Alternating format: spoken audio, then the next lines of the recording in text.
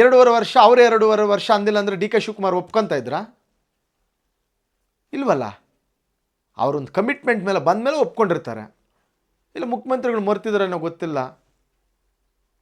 ಮುಖ್ಯಮಂತ್ರಿಗಳಿಗೆ ಸಿದ್ದರಾಮಯ್ಯ ಸಾರಿಗೆ ಬಿಟ್ಕೊಡೋಣ ಅಂತ ಮನಸ್ಸಲ್ಲಿ ಇರ್ತದೆ. ಈ ಆಪ್ತರ ಬಳಗ ಒಂದಿದೆಯಲ್ಲ, ಅದು ಬಿಟ್ಕೊಡೋಕ್ಕೆ ರೆಡಿ ಇಲ್ಲ. ಅವರು ರಾತ್ರಿ ಇಲ್ಲ ಡಿ ಕೆ ಶಿವಕುಮಾರ್ ಒಳ್ಳೆ ನಾಯಕ, ಪಕ್ಷಕ್ಕಾಗಿ ತುಂಬ ದುಡ್ದವನೆ, ಇವಾಗ ಆಯ್ತು ಮಾಡೋಣ ನಾನು ಪೀರಿಯಡೆಲ್ಲ ಅವ್ರನ್ನ ಸಿ ಎಮ್ ಅಂತ ಇವ್ರ ಮನಸ್ಸಲ್ಲಿ ಇರ್ತದೆ. ಬೆಳಗ್ಗೆ ಬಂದರೆ ಈ ಪಟಾಲಮ್ ಇದೆಯಲ್ಲ ಆಪ್ತರ ಬಳಗ, ಅದು ಏನು ಹೇಳ್ತದೋ ಗೊತ್ತಿಲ್ಲ, ಅವ್ರಿಗೆ ಸ್ಪಿರಿಟ್ ಬಂದುಬಿಡ್ತದೆ. ಇಲ್ಲ ಇನ್ನು ನೆಕ್ಸ್ಟು 2.5 ವರ್ಷ ನಾನೇ ಕಂಟಿನ್ಯೂ ಅಂತ.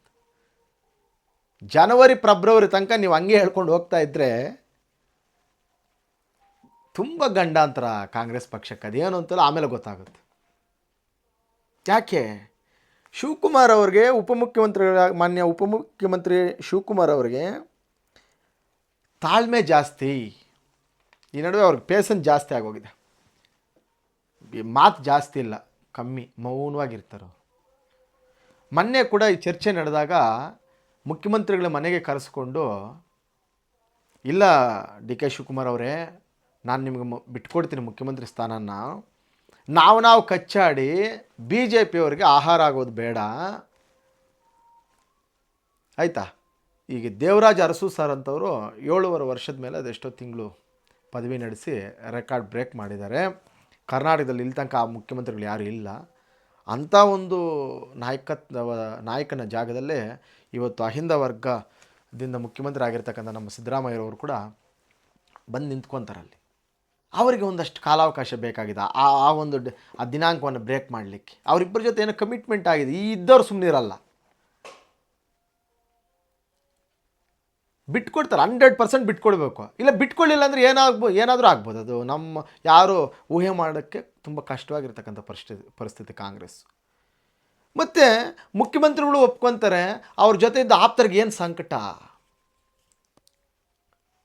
ಅಂದರೆ, ಸಿದ್ದರಾಮಯ್ಯನವರು ಮುಖ್ಯಮಂತ್ರಿಗಳಾದರೂ ಕೂಡ ಅವರು ಯಾರಿಗೆ ಕ್ಯಾಬಿನೆಟ್ ಅಂದರೆ ಮಿನಿಸ್ಟ್ರುಗಳು ಮಂತ್ರಿ ಸ್ಥಾನಗಳು ಕೊಟ್ಟರು ಪೂರ್ಣ ಸ್ವತಂತ್ರರವರು.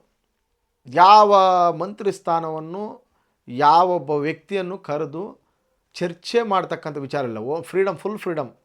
ಆಯಾ ಖಾತೆಗೆ ಅವರೇ ಸುಪ್ರೀಂ. ಮುಖ್ಯಮಂತ್ರಿಗಳು ಅದ್ರ ಬಗ್ಗೆ ಏನು ಆಜುಬಾಜು ಏನು ಮಾತಾಡಲ್ಲ ಅವರು. ಈ ಒಂದು ಫ್ರೀಡಮ್ ಬೇಕಾಗಿದೆ ಈಗಿರ್ತಕ್ಕಂಥ ಕಾಂಗ್ರೆಸ್ ಮುಖಂಡರಿಗೆ, ಲೀಡರ್ಸ್ಗೆ, ಮಂತ್ರಿಗಳಿಗೆ. ಮತ್ತು ಡಿ ಕೆ ಶಿವಕುಮಾರ್ ಅವರು ಮುಖ್ಯಮಂತ್ರಿ ಆದರೆ ಪ್ರಾಬ್ಲಮ್ ಏನು?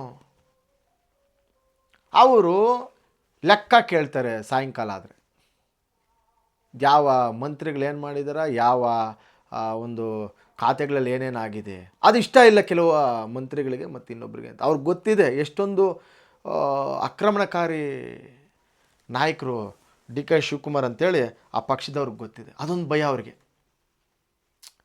ಈಗ ಅವರು ಡಿ ಕೆ ಶಿವಕುಮಾರ್ ಮುಖ್ಯಮಂತ್ರಿ ಆಗ್ಬೇಕಾ, ಸಿದ್ದರಾಮಯ್ಯ ಸರ್ ಆಗ್ಬೇಕಾ, ಆ ಪ್ರಶ್ನೆ ಅಲ್ಲ ಅವ್ರಿಗೆ. ಯಾರಾದರೂ ಮುಖ್ಯಮಂತ್ರಿನೇ ಅವ್ರಿಗೆ.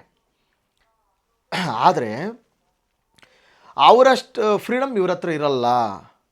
ಮತ್ತು ಡಿ ಕೆ ಶಿವಕುಮಾರ್ ಅವ್ರ ಹತ್ರ ಸಂಘಟನೆ ಹೈಕಮಾಂಡ್ ಏನಾದರೂ ಅವ್ರನ್ನ ಕಡೆಗಣಿಸ್ಲಿಕ್ಕೆ ಆಗೋದಿಲ್ಲ.